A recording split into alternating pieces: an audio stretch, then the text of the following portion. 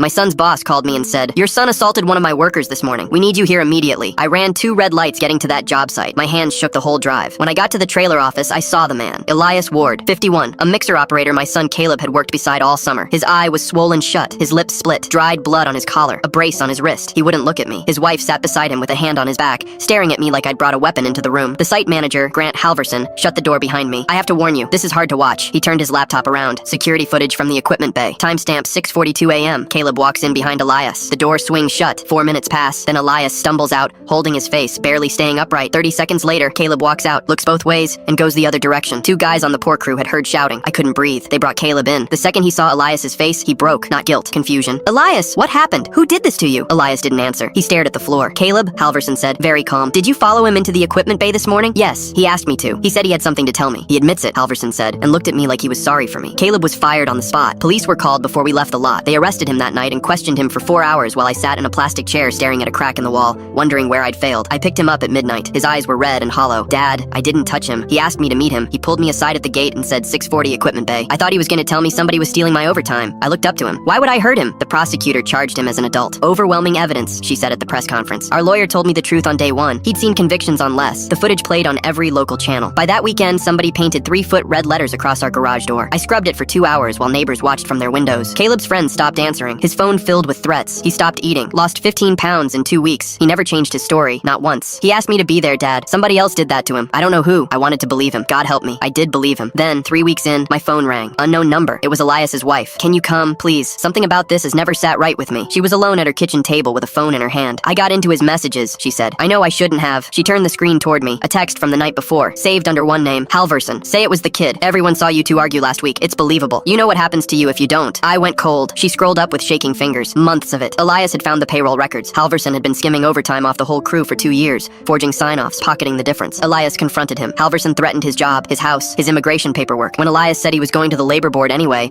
Halverson followed him into the equipment bay and beat him for it, and then handed him a name, my son's name, because Caleb was 17, hot-headed, and everyone had seen him argue with Elias over a broken hose the week before. Elias came down the stairs and stopped dead when he saw me. His wife held up the phone. He didn't say anything for a long time. Then his legs gave out, and he sat down right there on the bottom step, sobbing into his hands. He said he'd take everything from me. "I have 3 kids. I'm so sorry. I'm so sorry." I knelt down next to him. "It's not your fault." Charges against Caleb were dropped in 4 days. Halverson was arrested. Wage theft, assault, witness tampering. 11 other men came forward once the first one did. The day after he was cleared, Elias showed up at our door. I expected Caleb to slam it. Instead, he stepped outside, and they sat on that porch talking for over an hour. Afterward, I asked him why. "He didn't do this to me, Dad. Halverson did. Elias was just trying to survive him." Then he looked out the window. Monsters don't always look like monsters. Sometimes they hand you your paycheck.